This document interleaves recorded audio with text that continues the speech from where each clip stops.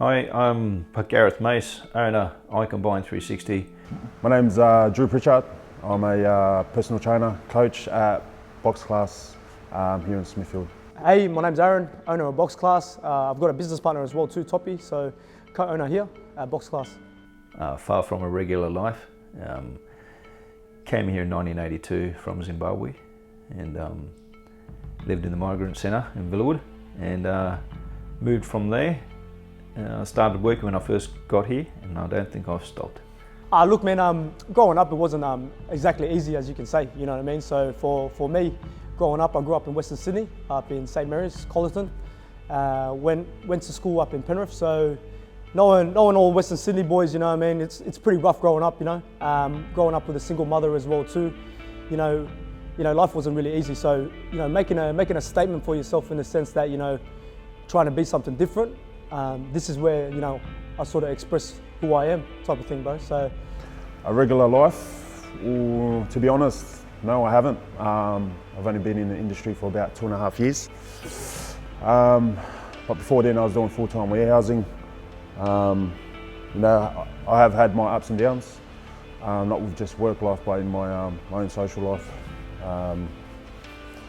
Yeah, so 31 this year, but from the age when I had my son, I was 21. And then from the age of 21 to about 26, I was just off the tracks.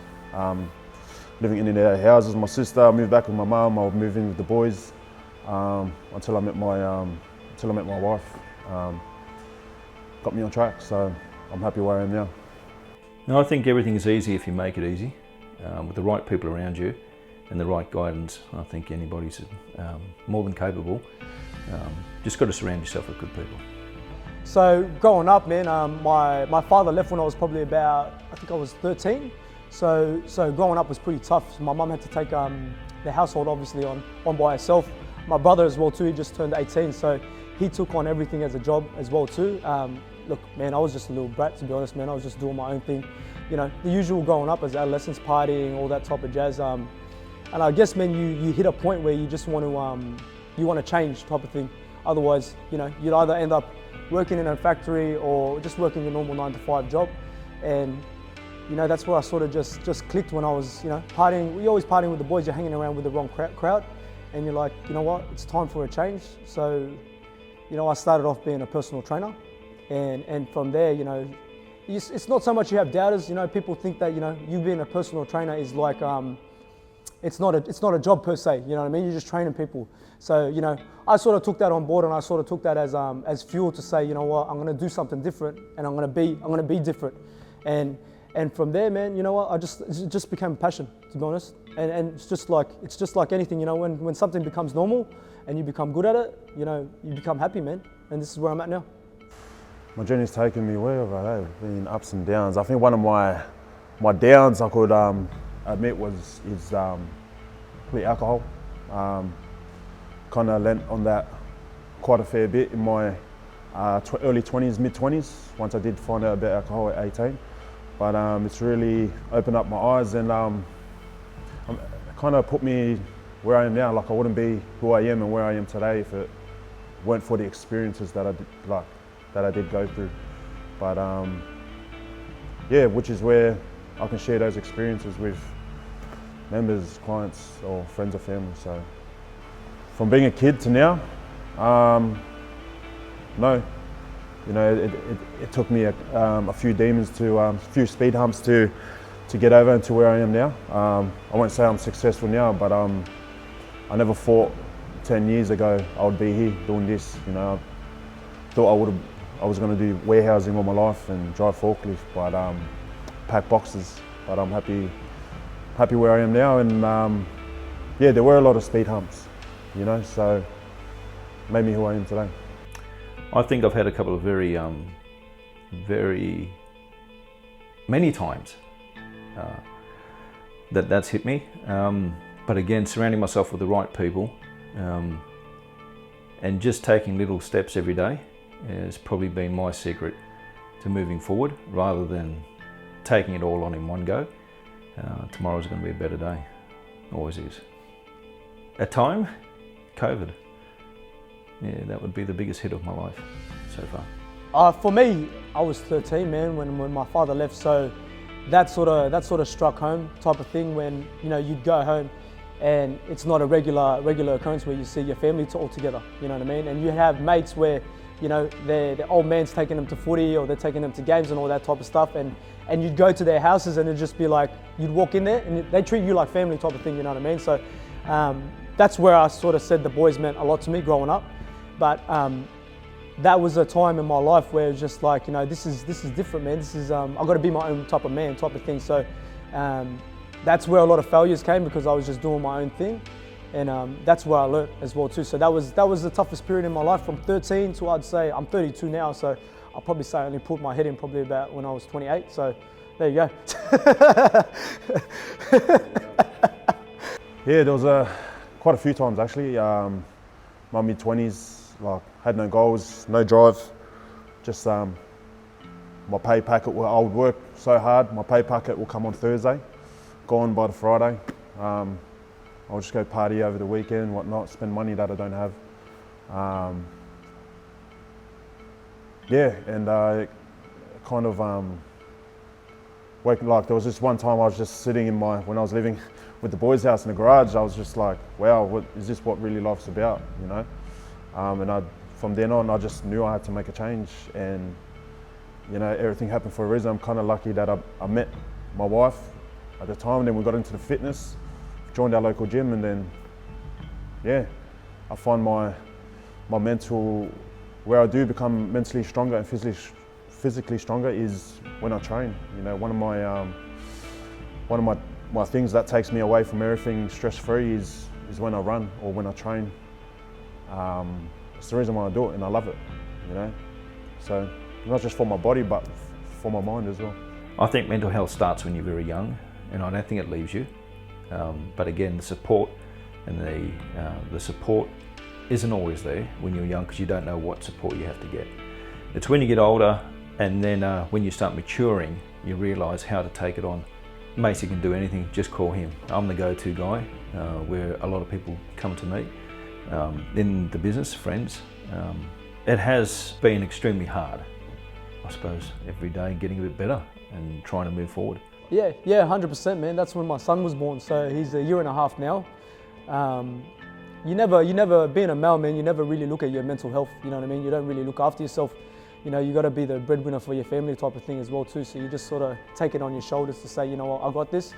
But, days you don't, really, man, you actually don't, you know what I mean? So it's good to just take a break and just reassess.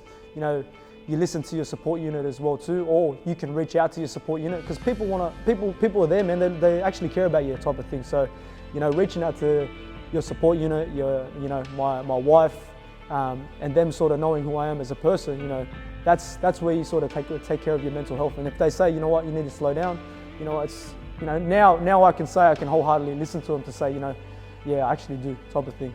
Yeah, there has been. I've got a pretty good poker face. I'm pretty good at hiding things. Sometimes, like, I used to think, like, sometimes, like, it's just better kept inside. But I've learned over the years, especially with being my wife, I've learned to come home and talk about, work, and talk about what I want to do, what are my goals, and it's very hard actually. Even now, just talking about it and thinking about it, it's it was hard at the time, and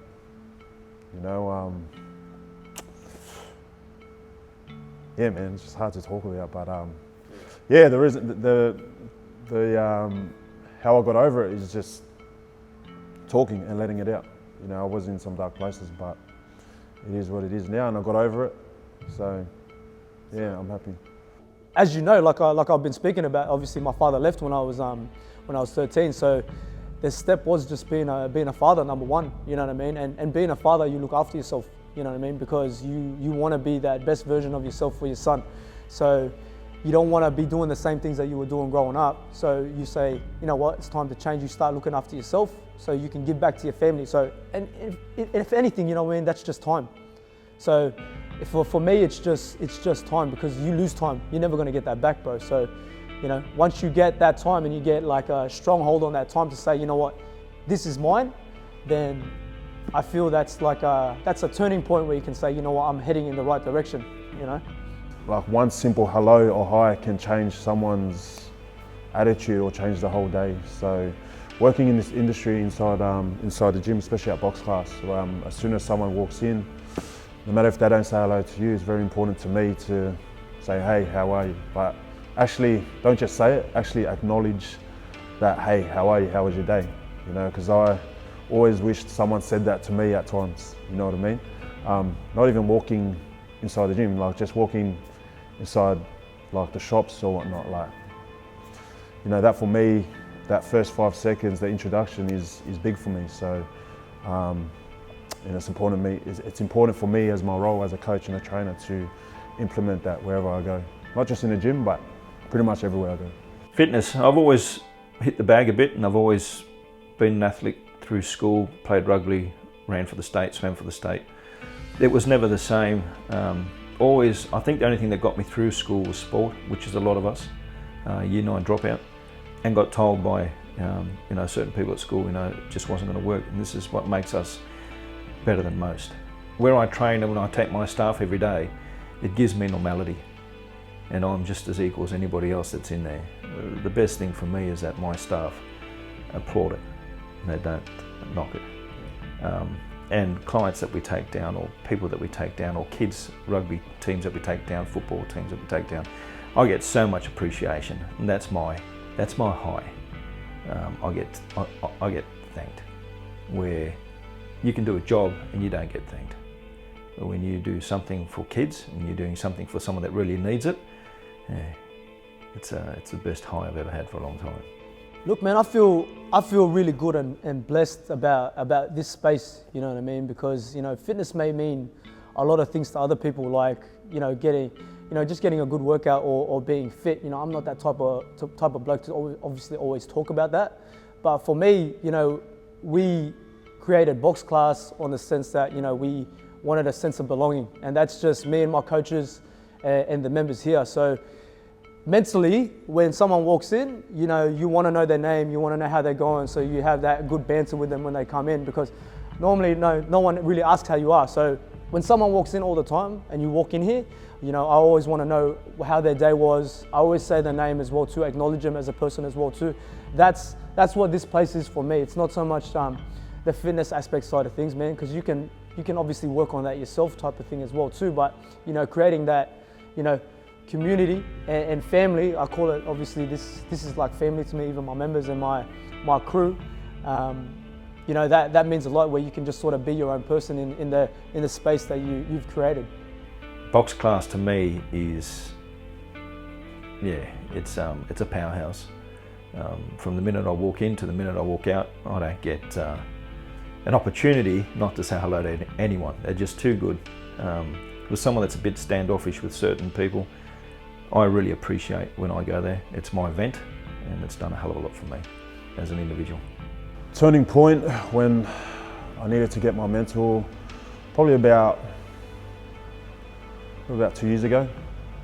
Just not knowing what I wanted to do, what goals, and how I was going to get there.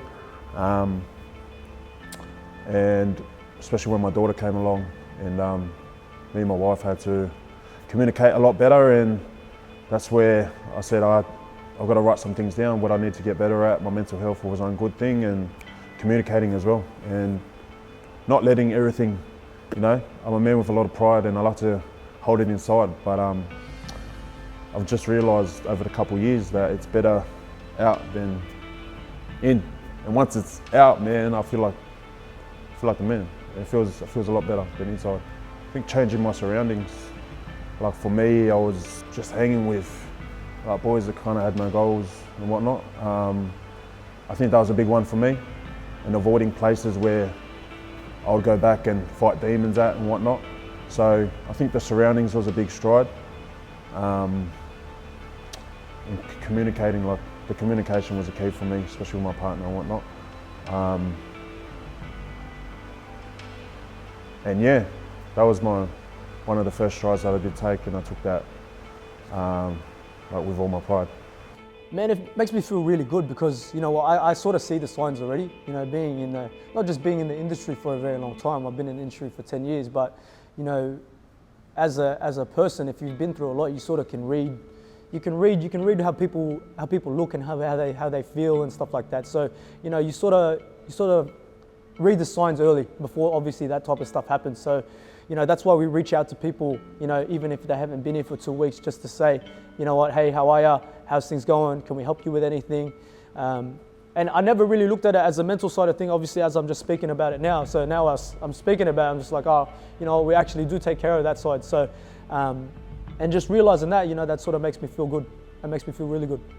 That's one of the reasons why I wake up every morning and I go sleep at night, you know. Knowing that, you know, like I just had a client who just gave up smoking. She's been a smoker since she was 20 plus years.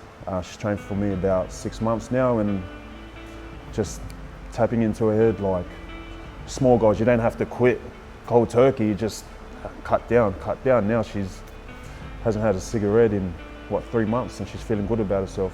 Not only that, more mentally as well. You know, have some clients who have bad relationships or whatnot with family and partners, but as you were saying, the 45 minutes or the hour they have, you know, you can kind of just be there for them where the other friends or family are nowhere to be seen. So knowing that you made an impact in their life, it makes me really happy. It's the reason why I do this. If this video goes out to the world, man, I would say, you know, as for myself, I used to always think it was, you know, weak to speak and keep it inside. You know, if you have a close friend, not even a close friend, or if you have your barber or whatever, man, just talk to him, man. And it's always better out than in, and you're not alone. Mental health to me is looking after yourself, putting yourself first, as everyone says. But as to how you do that, you know, it comes with a lot of soul searching, and you know, that's when you can look deep within and look deep within your side and within yourself to say, you know, am I going to give time to myself or whoever it may be to put myself first, and to put it all into one perspective. Time is what you should give to yourself all the time. You know what I mean? If you're giving yourself to other people or to other things, and you're not going to give that back to other people, to yourself, sorry, then you know your mental health isn't a priority. So you got to put yourself first, man. Mental health, it can get any one of us, and you're never alone. That's the most important thing. It's at midnight, 2 o'clock in the morning, whatever we want to do or however else we want to think you can shadow it. You don't have to shadow it. I honestly feel, as I've said, surrounding yourself with good people is extremely valuable. Try something different. Don't stay with the same thing. Step outside the circle. In my opinion, come down to box class, have a cracker session with us, or go to any gym. It doesn't really matter, but surround yourself with a different outlook at life, and it's that little vent. It's not hard to do. If I can do it, I think anybody can. Mental health doesn't discriminate. Mental health does not discriminate. Mental health doesn't discriminate.